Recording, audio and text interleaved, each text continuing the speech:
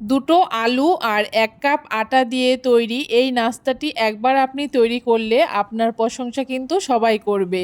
নমস্কার বন্ধুরা, মন কিচেনে আপনাদের সবাইকে স্বাগত। আশা করি আপনারা সবাই খুব ভালো আছেন।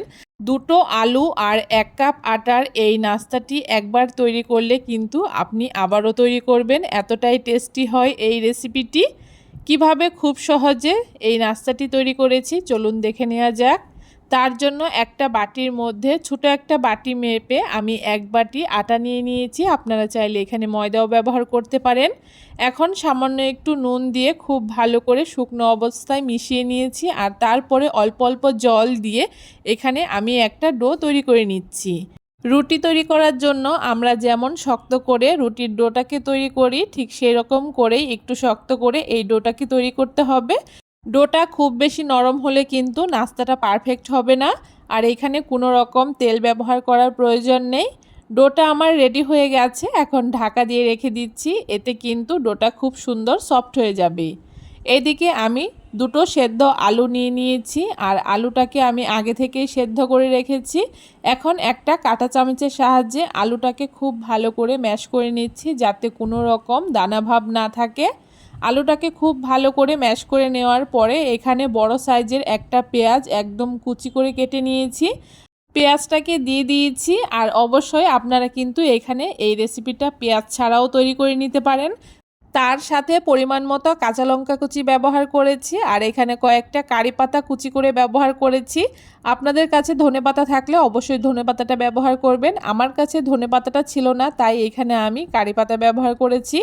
তার সাথে পরিমাণ মতো নুন, হাফ চামচ ম্যাগি মশলা, কিছুটা চাট মশলা আর সামান্য একটু চিলি ফ্লেক্স দিয়ে খুব ভালো করে আলুটাকে মাখিয়ে নিয়েছি। আলুটা খুব ভালো করে মাখিয়ে নেওয়া হয়ে গেছে, আর এইদিকে আটার ডোটাও কিন্তু খুব সুন্দর সফট হয়ে গেছে। এখন এখান থেকে আমি 3টে লেচি কেটে নিচ্ছি।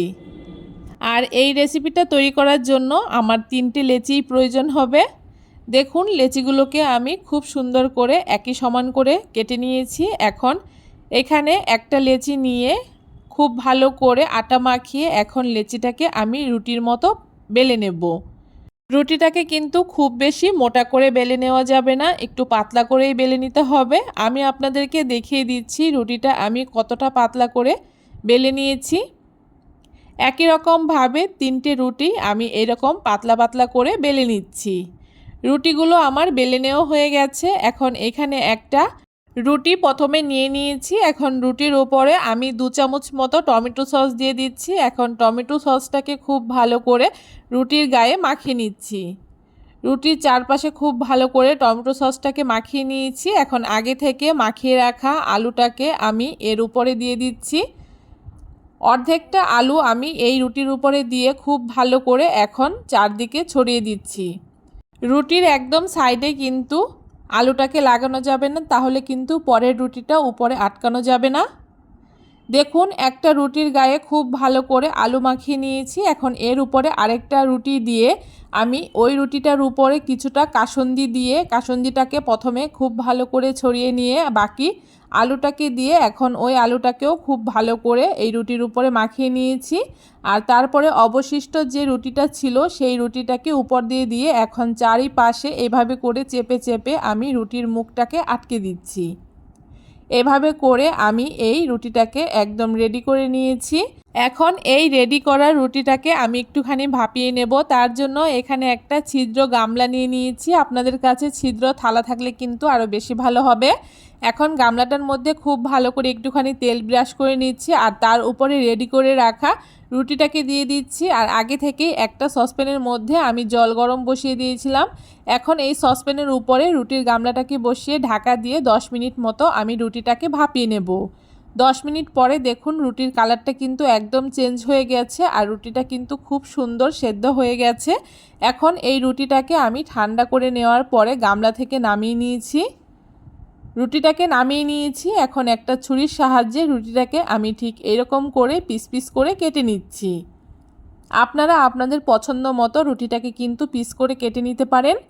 এইখানে আমি রুটিটাকে প্রথমে 4 টুকরো করে কেটে নিয়েছি, আর তারপরে অবশিষ্ট অংশগুলোকেও আরেকটা করে টুকরো করে মোট 8টা টুকরো করে কেটে নিয়েছি। রুটিটাকে খুব সাবধানে ছুরি দিয়ে আস্তে আস্তে কেটে নিতে হবে। দেখুন রুটিটাকে আমি খুব ভালো করে কেটে নিয়েছি আর পিসগুলো কিন্তু বেশ সুন্দর হয়েছে। এইভাবে করে সবগুলো রুটি কেটে নেওয়ার পরে রুটির পিসগুলোকে এখন আমি সাইডে রেখে দিচ্ছি। আর এইদিকে একটা ছোট বাটির মধ্যে আমি 3 চামচ মতো আটা নিয়ে নিয়েছি। আর এই আটার মধ্যে সামান্য একটু নুন দিয়ে দিচ্ছি।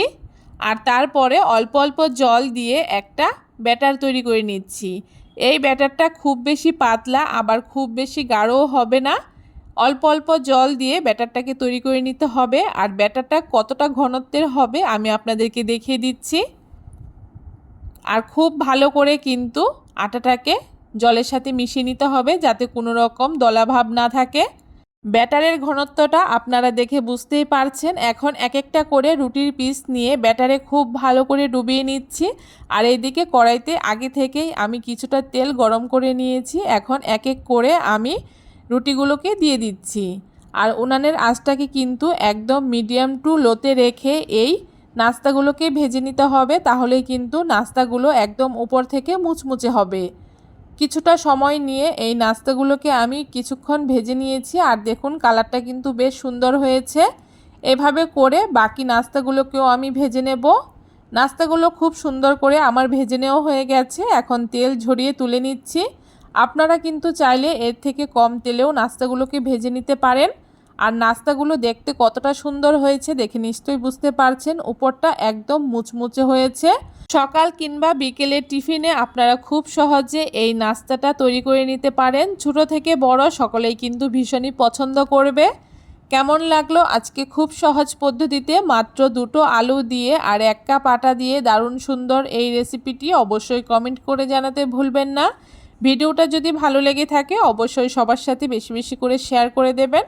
আর আমার চ্যানেলের নতুন বন্ধু হয়ে থাকলে অবশ্যই আমার চ্যানেলটাকে সাবস্ক্রাইব করে দিয়ে পাশে থাকা বেল আইকনটি প্রেস করে দেবেন।